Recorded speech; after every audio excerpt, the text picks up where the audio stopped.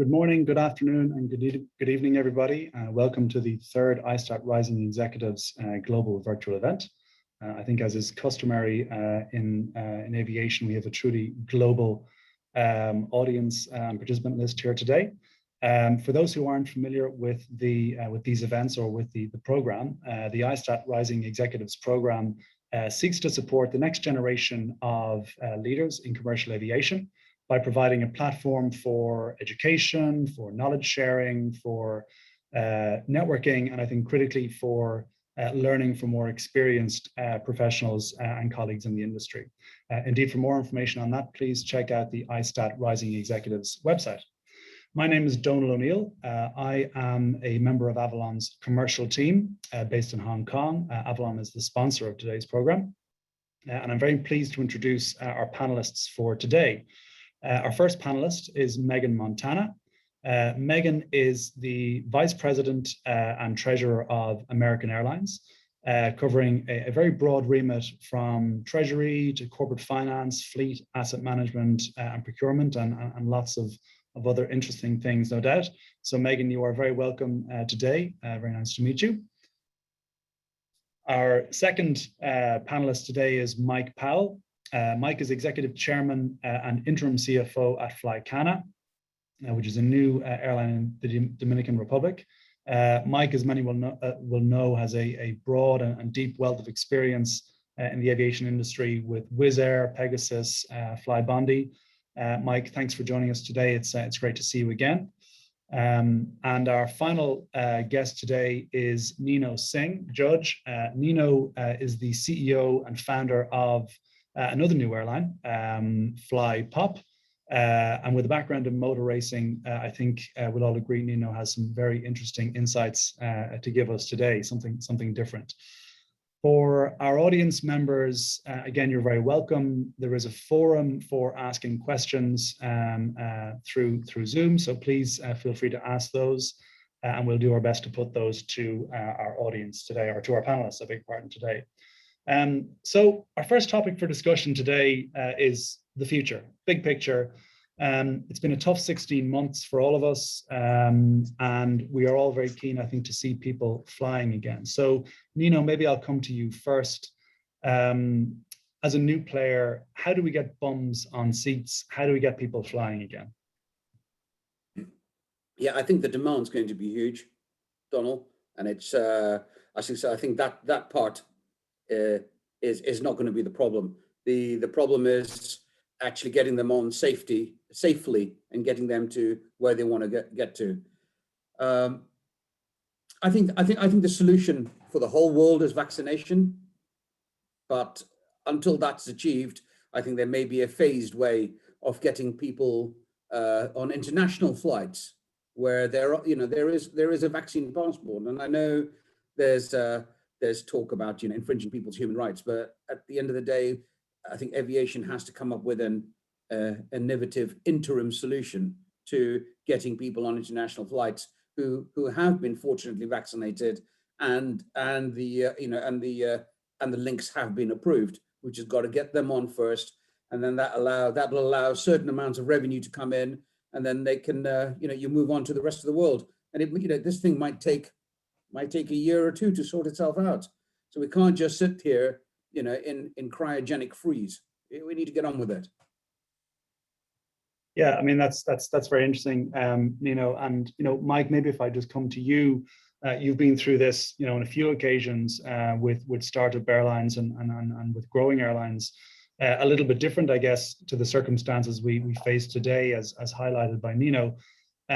What might you do, or I guess do differently in these circumstances, again, to try and stimulate demand? Well, I think there are some parallels here with what the industry has been through before. Essentially, the aftermath of 9/11, there was a lot of talk back then that people won't fly again, that it just won't be possible. People won't get on aircraft. We're going to have to build airports 200 kilometers from cities so that we make sure that those aircraft are not used as weapons again. And essentially, the industry and the world came up with solutions to what was a safety issue. And this is a safety issue or a health issue. And I think that we shouldn't underestimate mankind's ability to find solutions to these problems. And the industry has done it before. And I agree with Nino that the ultimate solution for the human race, of course, is vaccination to eliminate the disease. But solutions in aviation will be found as well. There'll need to be some coordination across agencies and across countries. But just as we came up with common standards on how to make sure that terrorists were not able to board aircraft and use them as weapons, I'm sure that we'll be able to do the same in terms of making sure that people are safe and feel safe on board aircraft and can travel safely. I'm absolutely convinced that this industry will rebound. Aviation volumes traditionally double every 15 years. We will once again see more people fly in 1 year than did the 4.5 billion who took air travel journeys in 2019. So I'm absolutely sure that, that the industry will recover. We will need to do some things differently, introduce some new health protocols, but the old formula of giving people service at one end of the market and giving them low prices and reasonable service at the other end of the market is going to be something that works this time around as well. And I guess to that point, right? So one of the challenges we face in terms of coordination is that we see a lot of different approaches by governments, very different and inconsistent approaches, I would say. Maybe turning to you, Megan, on that. American Airlines has a pretty huge international network, which is enormously hampered right now. What needs to change, be it in quarantine, be it in testing, be it in any sort of entry or exit requirements? What has to change for your business and for the industry to get that up and running again? Sure. Thanks for the question. So every country doing different protocols is actually nothing new for us. If you think back pre-pandemic, different countries had different restrictions as it related to visas or entry forms. What's so different right now is how quickly the restrictions are changing. And it's really been complicated for travelers to figure out what the protocols are for where they want to go. So one of the things we've been very focused on is our partnership with Verifly. Verifly is essentially a mobile health wallet where you can plug in where you're going, where you're coming from, and it'll tell you what's required upon entry. So do you need a PCR test? Do you need an antigen test? How many days? And we're doing everything we can to make that as seamless as possible for our customers, because that is a major complexity when you're planning a trip, knowing what you need to do upon arrival and upon departure. We now have that accepted for all international flights into the US. A lot of our IAG partners are now accepting it as well. So that's something that we're focused on doing. I think the vaccines obviously are making a huge difference. As I look at the US, the domestic market is performing incredibly strong. We are seeing also a lot of demand in what we call short haul international, so the Caribbean, Mexico. We had a little bit of a hiccup in January when the CDC started requiring a negative COVID test upon reentry. But very quickly, our hotel partners spooled up, airports spooled up to make sure that that restriction could be accommodated.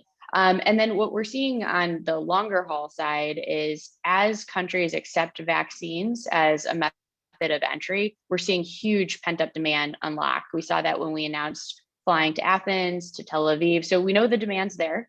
The most important part is making sure that we can reopen these markets as safely as possible. So in the background, there's a ton of coordination with our US government and other governments to ensure that all the protocols are in place at the appropriate time. And then on the business travel front, that'll unlock as you start to see major cities like New York City unlock, businesses going back into the office. We speak on a weekly basis with our top customers, and they're putting in their re-entry plans for not only going back into the office, but for unlocking their travel restrictions for their employees starting in the back half of this year. So that's really encouraging to see. Yeah, that is. That's, I think we face a bit of a different picture here in Asia at the moment, given the way the sort of vaccine rollout is playing out. It's quite a different story, but it's certainly very encouraging when we hear those kind of stories from Europe and from the Americas. It's very positive and sort of lays out a path, I guess, for how we get back there. Maybe Mike, coming to you again with your sort of many airline hats on, and thinking about your businesses, or even Flycana, I guess, ostensibly an international only sort of operation. What challenges will your business sort of face in getting access to markets, and as sort of touched on, vaccine passports or any kind of health initiative like that? What role will that play? Is it essential, or is it just a nice to have? Well, I think Megan touched on it there. There's a proliferation of rules across the different countries that we plan to fly to, but we'll have an airline that's based in the Dominican Republic and flying to all of the countries in the region. About half of our flying will be into the US. About 25% will be within the Caribbean, and the remaining 25% will be into Central America and the northern part of South America. And there's a lot of countries there with a wide variety of rules, and we're just going to have to adapt to those rules with the help of other people in the industry, sometimes in a coordinated way, as with individual departments of transport in different countries, and sometimes in an uncoordinated way, because of course, as Megan pointed out, the hotels trade in this industry have got a lot at stake here. And so, without even coordinating with them, they come up with solutions of their own to enable them to keep their rooms full. So what I would say overall, though, is obviously at the moment it's a bit uncoordinated. In the end, I think we'll have much more by way of common standards that enable everybody to fly. And the countries that you cannot fly to will become a shorter and shorter list as time goes by.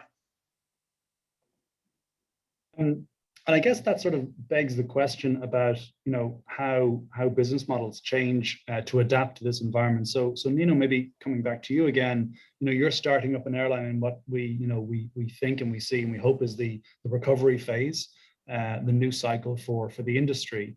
Could you maybe just tell us about your business model, why you chose that business model, and maybe what opportunities and challenges you face, as a startup airline, as a low fare airline, and also particularly in the context of the environment we're in right now? Yeah, Flyingbot was very fortunate, as in it's really only going to be dealing initially with one jurisdiction, India. And of course, there's a positive and a negative to that.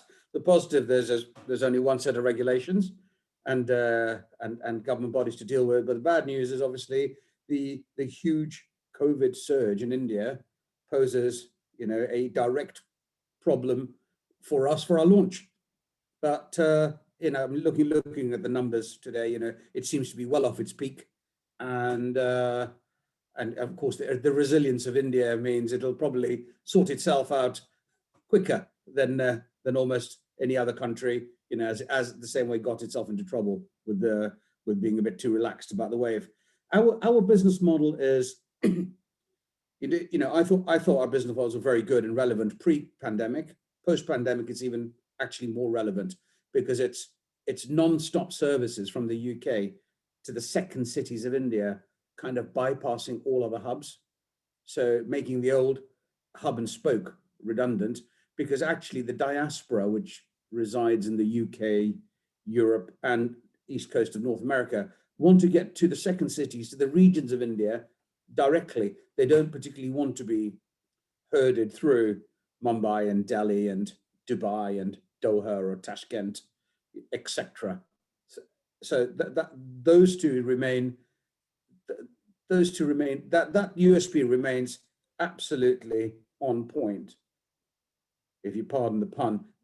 It's directed at the VFR, the visiting friends and relations market, specifically aimed at them. And I think if you found even in the recovery in the US, that's the segment that comes back. It comes back the quickest. So we're hoping that's going to be, play in our favor as well.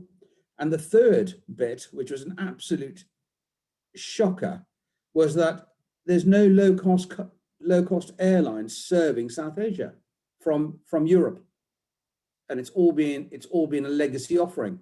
So us actually applying the low cost model to that, it's almost the last gap. If you go around the globe, there's that last gap that was there. And of course, being part of the South Asian diaspora, I've never been able to go back to India on a low cost fare. And sometimes that's all I want to do. I've got to get back for the weekend and I've got to get back, got to leave Friday, got to get back Monday. And I don't really want to be paying legacy costs through Delhi or Mumbai and etc. So those are the main reasons why, Flypop has lasted my 5 years of trying to find funding and finally got funding during the pandemic, because obviously UK India is going to be a critical trading partner going forward. Yeah, for sure. And I think we all wish you absolute success in that endeavor. It's a very exciting time. And I guess as we think about international markets reopening, another topic that comes to mind, I guess, is the ESG agenda. And maybe with respect to the environmental side of that, there's obviously the social and corporate governance sides. But on the environmental side, Mike, there have been a lot of targets set in recent years by governments and various agencies, to hit for sort of carbon emissions and things like that. What impact will that have on our industry? Will it be positive? Will it be negative? How can the industry adapt and make sure it keeps pace with that? Well, I think we have to play our part, of course. I don't think people should forget, though, that the airline industry, in its broadest sense, including the OEMs, of course, have played a huge part in reducing the emissions per passenger. The problem is that the passenger numbers grow faster than the reductions in the emissions per passenger. So, but I think we get rather a bad press as an industry, as if we're not trying to do anything about it. And the fact is that emissions per passenger have halved in a generation, and also that emissions as a percentage of the total is still only 2 or 2.5% of all global emissions. If you ask somebody on the street what they think the percentage contributed by aviation is, I'm sure they'd be giving you a significantly higher number than that. So I don't think we should feel any kind of guilt in working in the industry that we work in. We have been doing a lot. We need to do more. And there are plenty of initiatives. And ultimately, we know that the solution is going to be something along the lines of electric aviation, hydrogen-powered aircraft. It's some way off yet, but the world is working towards that, and billions of dollars is going into that. And that's being funded largely by the industry that we work in. So it's not going to have any short-term impact on the business model, on the low-cost airline or the legacy airline business model, I wouldn't think. We're still going to be flying carbon-powered aircraft, but the aircraft that we're flying, particularly if you look at a low-cost airline, of course, you're flying more passengers per aircraft with a much higher load factor. So if you are going to fly, it is the most efficient way from an environmental protection point of view. The low-cost airlines have the lowest emissions per passenger. So if you want to placate your guilt on how much carbon you are putting into the atmosphere as a passenger, then fly low cost. And more people are voting to do that, or choosing to do that all the time. And I think that that's one thing that's worth picking up on, is as we emerge from this crisis, many of the legacy airlines will struggle to get back to the same size of operation that they were pre-COVID, whereas the lowest cost airline producers will actually be substantially larger businesses and have a much larger share of the market as a result. So Megan, maybe I guess that brings us, to your business, which is probably potentially in that kind of transition. The US has had a bit of a tumultuous relationship with climate change in recent years, but President Biden for sure seems to have brought that back onto the table. So how do those considerations and what Mike touched on about low cost airlines and the sort of contribution to carbon emissions, how does that affect American Airlines business model and business plan, and how will you adapt to that? Sure. So we've set a net zero carbon emissions target for 2050 and have a very clear path on how we get there. And I'd categorize the two major buckets as one, just reducing emissions in the first place. And so where we've been really focused from a fleet perspective is one, we've just completed the largest refleeting program in aviation history. So we do have the youngest fleet from a legacy perspective across the US mainline airlines. And what that's provided us with, to Mike's point, is really new generation technology. Each new generation of aircraft tends to be 10 to 15% at minimum more efficient than the prior. So that in itself has significantly reduced our emissions. We've also accelerated retirements of older aircraft as part of the pandemic. So over the course of the last 12 months, we've accelerated retirement of over 150 aircraft. And a significant amount of that were older, inefficient, wide bodies. And so with that, we've made our fleet even younger, which is fantastic. So that's gonna be one major bucket that we remain very focused on. The other one is looking for ways to be innovative in the space. One area I think is going to be very impactful is sustainable aviation fuel. We have a contract with Neste to purchase fuel that we put in place several years ago. At the moment, it is challenging from a production perspective to ramp up production of SAF to a level that will have a meaningful impact on the industry. So we're also doing everything we can to facilitate broader advancements in policy, markets, infrastructure, and technology that will hopefully help transition to a lower cost alternative for all of us.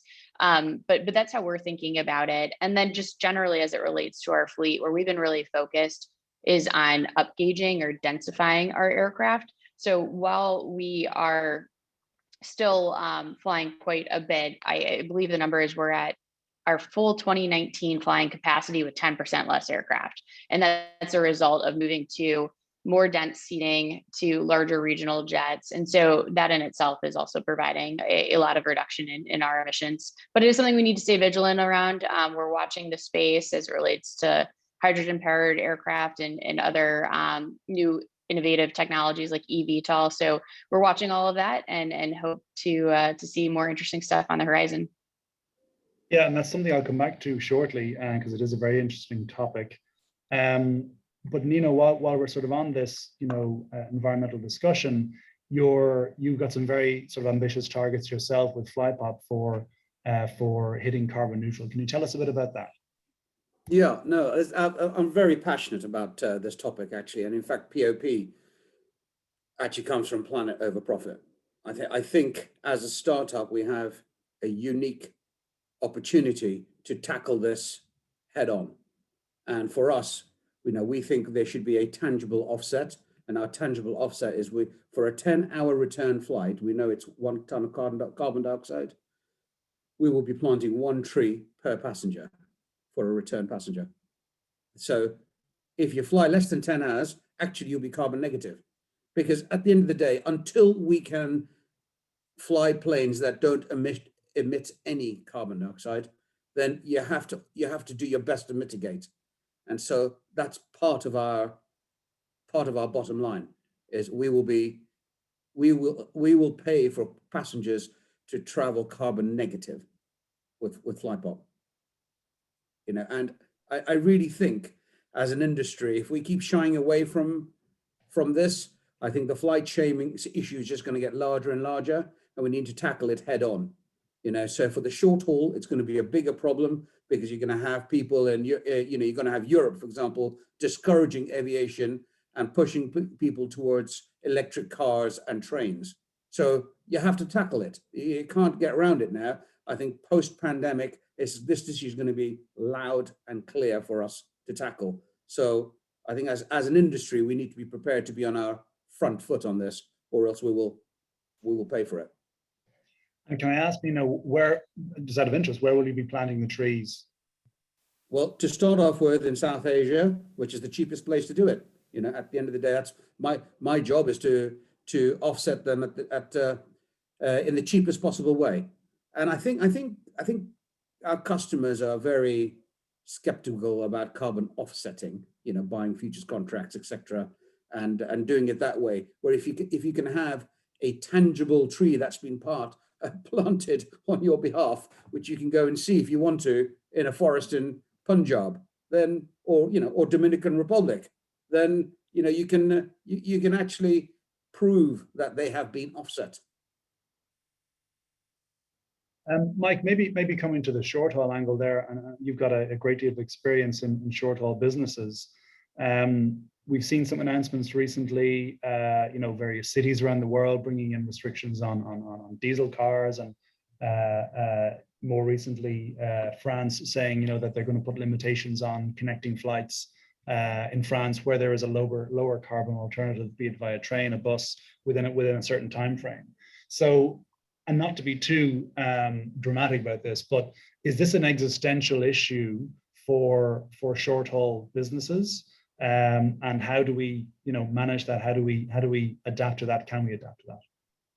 I don't think it's not reached that point yet, but I think Nino's right that you need to take a proactive attitude towards these issues, and it needs to go way beyond PR and pure financial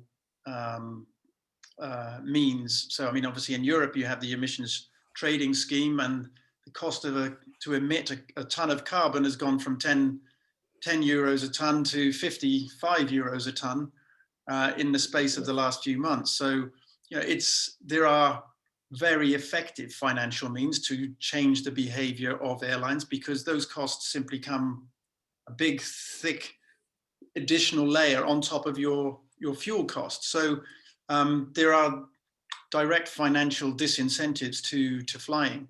And that's why you find that the low-cost airlines operate the youngest fleets. The youngest fleets in Europe are flown by Ryanair and Wizz Air, the airlines with the lowest costs.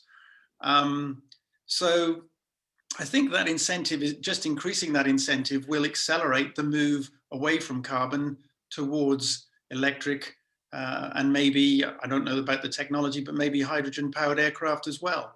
But that's down to the OEMs to develop the products that their customers want to buy. But I don't think it's not an existential issue yet, but it's not an issue we can ignore. We have to work hard on it, along with the OEMs. Yeah, and for long haul, it's really only sustainable fuel, because that's like decades behind. So, which is why I think what Americans doing is fantastic. The more people that subscribe to sustainable fuel, the cheaper it'll become. There'll be more available, and we might even get to more than 10% of our fuel being sustainable, and that keeps reducing it. So I'm totally up for having maybe a collaboration with some of the big airlines and saying I'll commit a certain amount as well, 10%. But we've got to get these costs down for sustainable fuel, because that for long haul, that's the only future. Yeah, and Donald, I'd say I wouldn't underestimate the importance of the impact of the change in the White House, and that if there really is a follow through here in the US, if the US leads on these issues, then the whole world will change that much more rapidly on many issues related to aviation, of course, but including regulation of the skies in terms of bilateral agreements and so forth.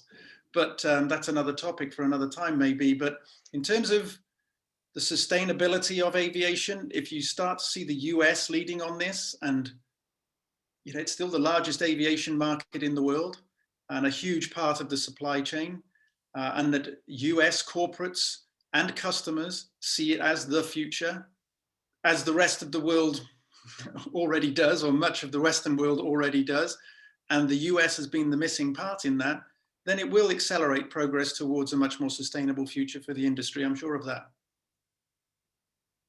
And no Megan, pressure, right? Yeah.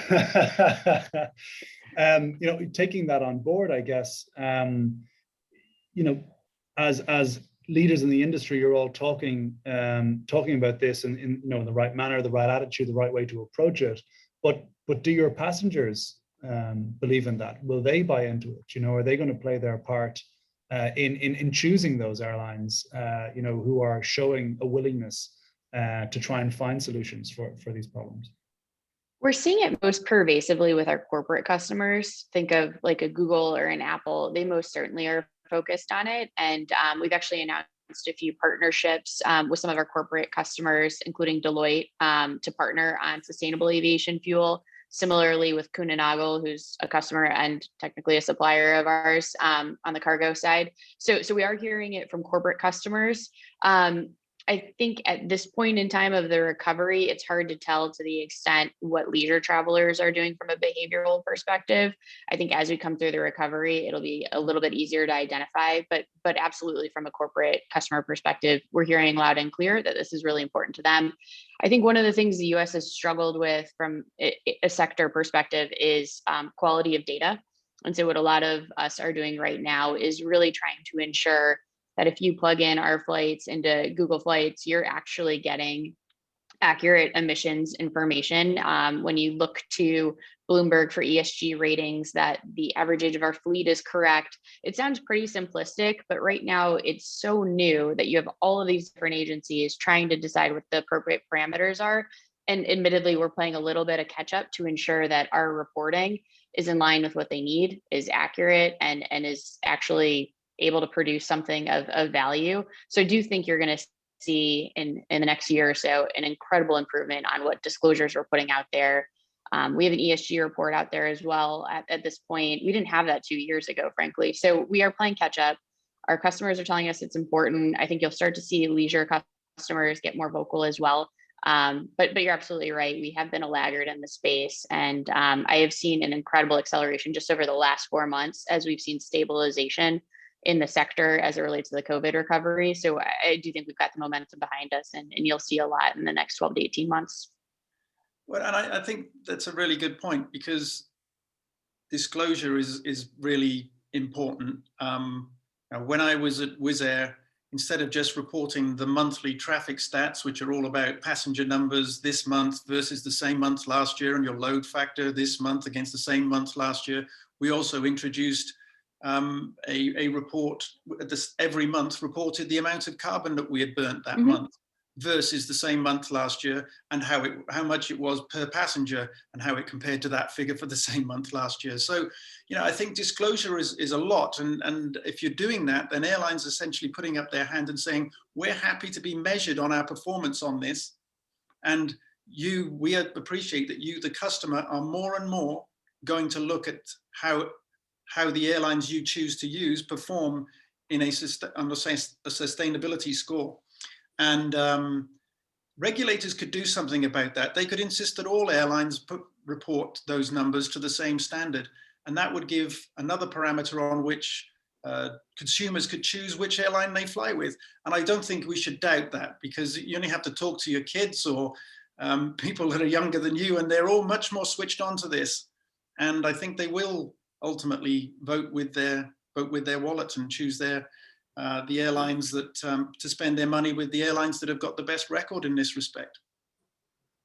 Absolutely. I think there was a survey done by the Charities Aid Foundation, and it said any product that is sustainable and has impact, 74% would rather pick that product. So I think our passengers are going to point, their purchasing power to airlines that are more, and industries that are more sustainable and have positive impact. I mean, let's face it, the aviation industry has the most amazing impact by connecting people. But unfortunately, we have this limiting factor where we do emit carbon. So let's tackle that head on and offset that and neutralize that, and we'll be back on our merry ways connecting people around the world. I do think the US can also be a leader as it relates to financing opportunities. We have the deepest capital markets and bank markets in the world. And as the disclosure and quality of reporting improves, you could actually do something with that. American has a fortress balance sheet. We have 30 relationship banks at the minimum. We have a ton of lessors. I have not had a meeting in the last 4 months where someone has not mentioned ESG and what the bank's offerings are. And I think we're still in this infancy stage where you're not seeing it fully translate to better pricing or deeper pools of capital as it relates to financeability of these topics, but it's getting there. You're hearing messaging loud and clear from the likes of BlackRock. And so I do think as we get better disclosure and there's a tangible benefit to providing that disclosure and to structuring transactions that demonstrate ESG related topics, the US can be very meaningful there in providing more efficient capital alternatives. But short of the disclosure piece, I think the markets are still trying to figure out what to do. I think we all have the same goals, but until you can demonstrate that a financing obligation is in fact supporting ESG initiatives and doesn't risk the term greenwashing, it's going to be a little bit tough. But I do think that's an area the US can make a major impact in. Is there a danger, Megan, that just becomes advertising? Is it? How do we make that tangible? Because I could build a website and I could talk, for 10 pages about all the wonderful things that my company wants to do. But again, back to the point about accountability. How do we make it tangible? How do we set a common benchmark? So to kick this off, because I think we're all looking for ways for green funding to come in and sort of do the right thing per se, build a new capital pool for those who are adhering to these sort of criteria. So how do we set those benchmarks? It's a really good question. It's something we think about a lot when we're pitch financing transactions. I think where we've had success is in the realm of corporate headquarters. You can get LEED certification, it's verified, it's very clear the efficiency that new construction has. So it's not too far of a leap of faith to think you could design something similar for the new technology coming out of the OEMs. But I do think that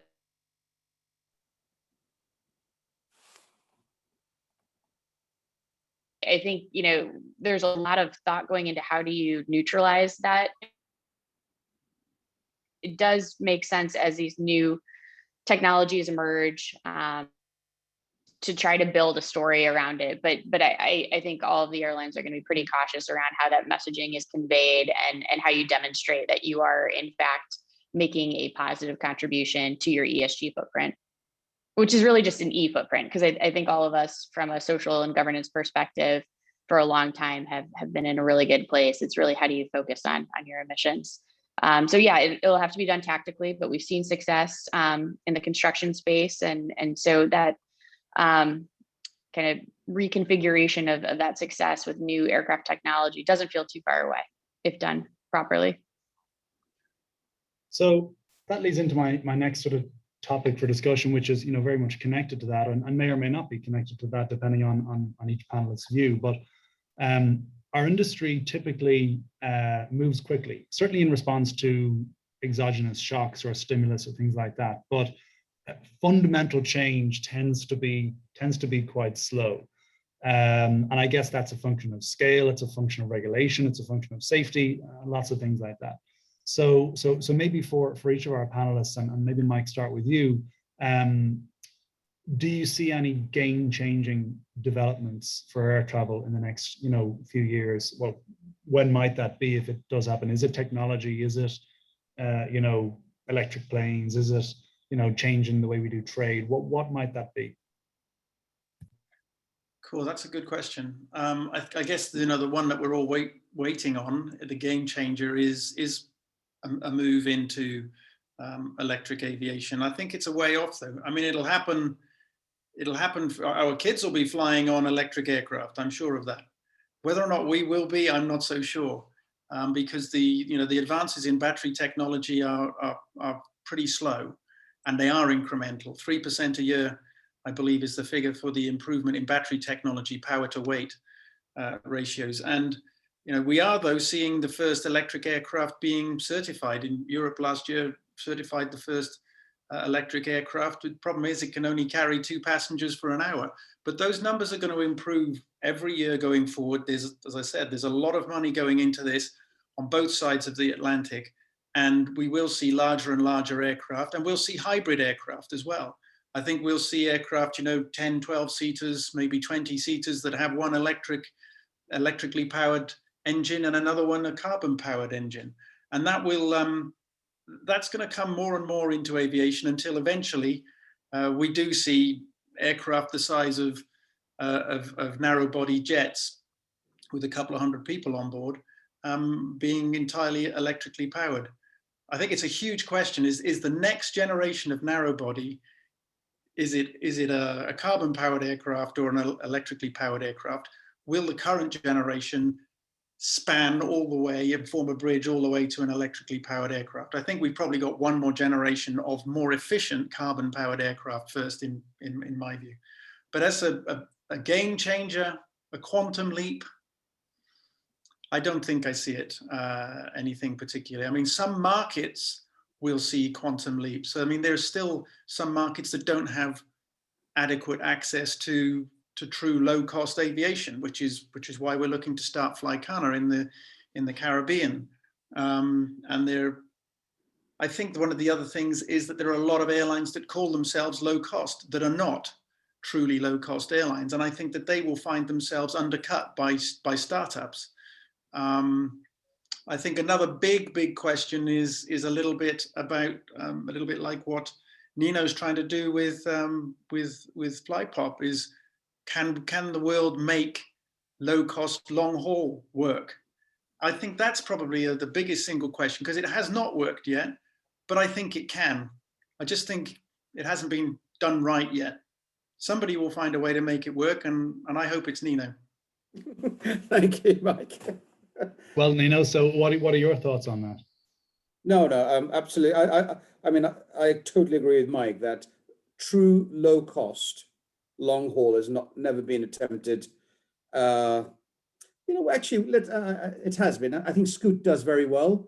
There's certain low cost long hauls that work very well. AirAsia X actually was a fantastic model, but the key to low cost long haul is filling those seats. So unless you can fill those seats, because you're actually creating lower CASK by adding extra seats in the plane. If you can't fill them, then no use whatsoever. So I'm hoping to finally crack that one, and then I can take American Airlines on across the Atlantic. So that's number one. But for me, I think the big disruptor going forward is emissions, is environment. And until I see anything tangible in the electric hydrogen world, which seems decades away, I think sustainable fuel is the solution, because it goes hand in hand with farming, with agricultural, with reforesting as well. Perhaps you can plant the products that you make into sustainable fuel. So that could be a virtuous circle. And that technology exists right now. There just isn't enough uptake. So if everyone started committing to a certain percentage of their jet fuel as sustainable, those prices are going to come straight down, and then we can start increasing our percentage. Even if we can get to 50% jet fuel, 50% sustainable fuel, I mean, that would be a huge achievement in the next 10 years. And let's say that fuel is hydrogen. Is it? And this is a question from the audience, by the way. Is it conceivable that we could see flights across the Atlantic with, be it fully hydrogen or part hydrogen, in the next 10 to 15 years?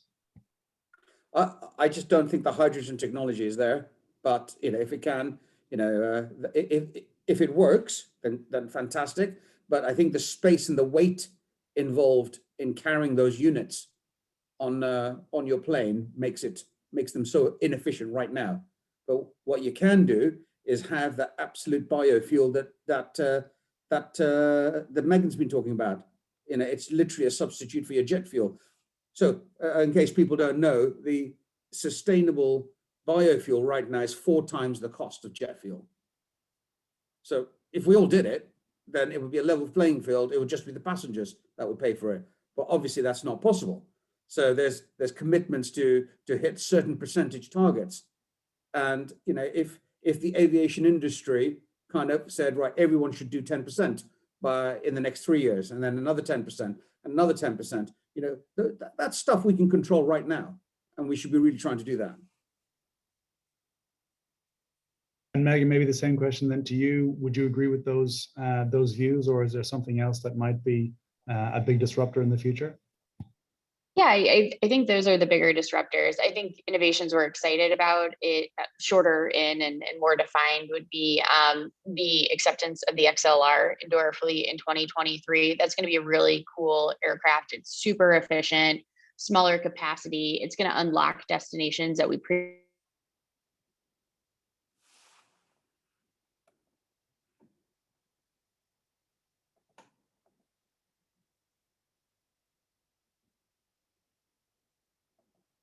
on technology embedded in the customer system.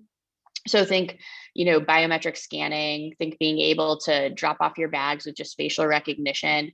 COVID's really pushed us to be creative about a touchless experience within the airport. And so we're spending a lot of time thinking about how to optimize our customers' journey from that perspective. So a little closer in, not super disruptive, but things we're excited about from an innovative perspective.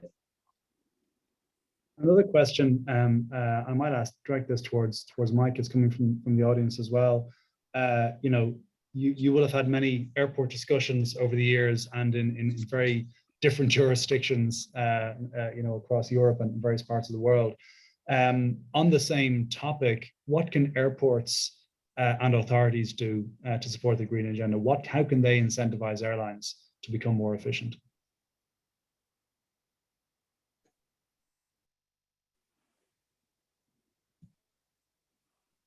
You're on mute there, Mike. Sorry. It was always going to happen to someone on this call. Had to be me. I think the airports, and many of them are, of course, can look to their own emissions, because one of the major emissions issues, of course, is we haven't really touched on, is around air quality in the vicinity of airports. And if we want to grow in this industry, we have to get that license to grow.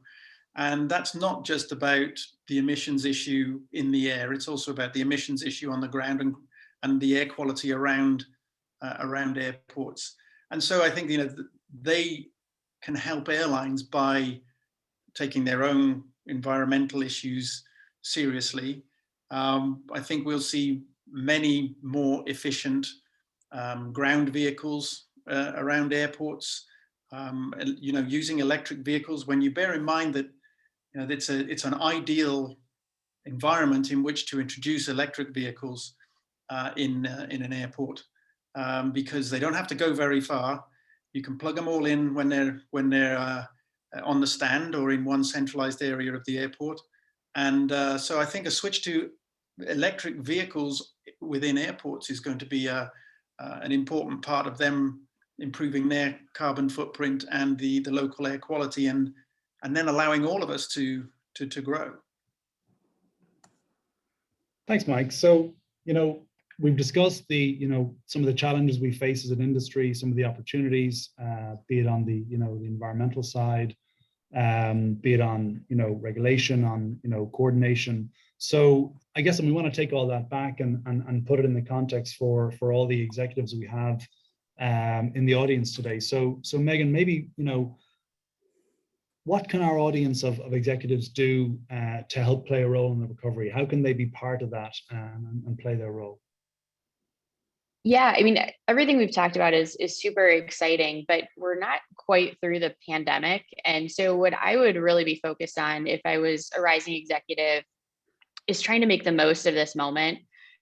Raise your hand, take the initiative to ask to be part of any strategic conversation that's happening, support any project or initiative you're focused on, because what you're building right now is an understanding of what happened during the most severe shock in our industry's history. And why that's important is there will be another shock. It's never a matter of if, it's when.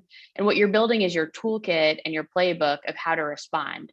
I grew up in the financial crisis and investment banking, and I've been able to pull a lot of the things that were successful for the clients I was advising at that point in time into how we ran the airline from a finance perspective over the last 12 months. So we've seen incredible progress. I love the green shoots, but we're not through it yet. And there's plenty to learn. And make sure you ask a ton of questions. And then when this is all over, go back and reflect, try to put together patterns, because there's still a ton to learn on how we get through this. And it will be invaluable to you when the next crisis occurs. You have a very diverse background from, engineering through to motor racing, bond trading, you name it, you've done a lot of interesting things. So what advice do you have for our executives, looking to get the most out of their career? What steps do they need to take to get the most out of their career? I think use all your use all your failures have a good look at all your failures and go, how do you learn from that? You know, I've had more failures than not. Believe me, that's one thing about those are just the 4 ones that you know about. The other ones were obviously disasters, and they're not on LinkedIn. But hey, lessons learned from everyone are really valuable. They've cost you money, they've cost you time and emotion. So just use all those failures in the past to guide you on the way forward. For me, everyone, whether it was British Army to start with, engineering, Formula One, bond trading, I call upon all those experiences in almost every day, every minute of trying to get the startup launched during COVID. And Mike, as we come out of this phase and into the new cycle, there'll be lots of opportunities for people, lots of new job opportunities. And as someone who no doubt has done a boatload of interviews over the years, what sort of skills and qualities are you looking for when you're looking for new talent and candidates? Oh, well, I've just done it from the other side of the on the other side of the table and been an interviewee. So, and it was an extensive process. It's because I'm taking up a role as with Volatea in Europe as the CFO in a month or so's time. That's already been announced. I think you have to have integrity. You have to believe in being able to do things better. You have to show respect for the people you're working with or going to work with, but don't be scared to stick your neck out and say there's a better way to do things, and this is how I see.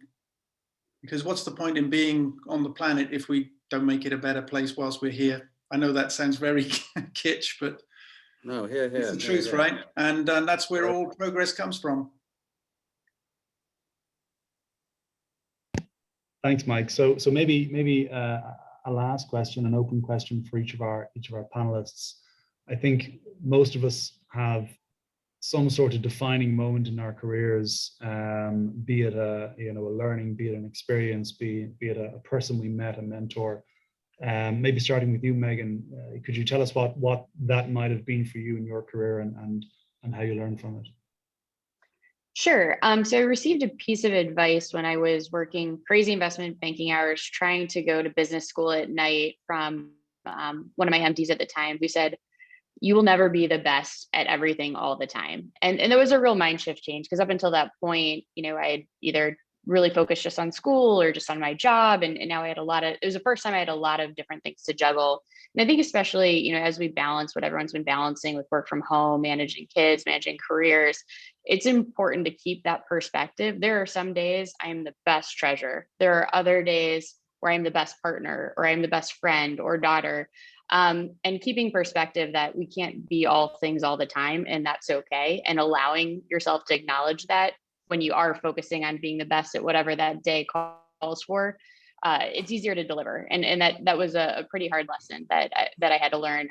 But once you perspective, it makes things a whole lot easier, especially with all that we dealt with in 2020, and making sure that all of our airlines continued to be viable.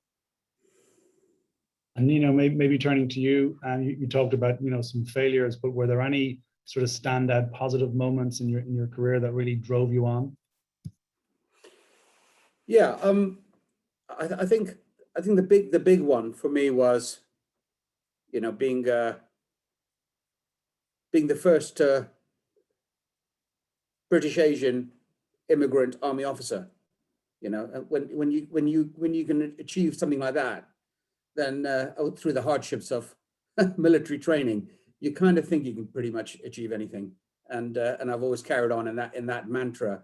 In the last few years, in the last 5 years, for me, the social impact side has been huge, and it's a big part of my religion Sikhism, where you serve the people. So everything I try and do is how can I put more back into the community, So for every profitable business, I think we should all be looking to be putting something back into the community. And not only is that doing good, but I sincerely believe that'll resonate with our passengers going forward, and that perhaps will be the true disruption in the future. Mike, over to you. Any sort of standout moments for you in your career? Yeah. Well, first of all, I have to thank you for asking me last, because it gave me time to think of something. I would say that, we're in the aviation industry, and I think the power of connecting people is amazing. Back in 2017, I co-founded Flybondi, the first low-cost airline in Argentina, and it's been a really rough ride. Don't get me wrong; it's as a business, it's been very difficult. But when you see people able to fly for the first time because they can finally afford it, and I remember being on a flight with an old lady who was, I can call her old because she really was old. She was 92, and she was sitting there looking out of the window and asked me, "What are those things down there? Those white fluffy things?" I thought, well, they're the clouds. And she just couldn't conceive of the fact of quite how high she was, and seeing the joy that she was getting out of flying for the first time in her life, age 92, on her way to visit her family in Buenos Aires that she hadn't seen for 3 years. That was pretty impressive. And I think that the travel experience that we enable people to have, not the travel experience itself, but the experiences they have when they get there is something very powerful, and we should never lose sight of that. And aviation's an amazing industry. Thanks, Mike. And I guess that sort of brings us to the end of our discussion today. So I'd like to thank all of our panelists, Megan Montana, Nino Judge, and Mike Powell, for their extremely valuable insights. It's been great to hear that, and I hope the audience got as much out of it as I certainly did. Can I also thank the organizers from ISTAT for pulling this together? It's no mean feat. It's not an easy thing, and particularly with the challenges we all face. And as Mike mentioned, connectivity, which has been very much broken for many of us for quite some time, certainly that face-to-face connectivity. And finally, just to thank our audience. Thank you for those people who asked questions. I hope it was a worthwhile panel discussion.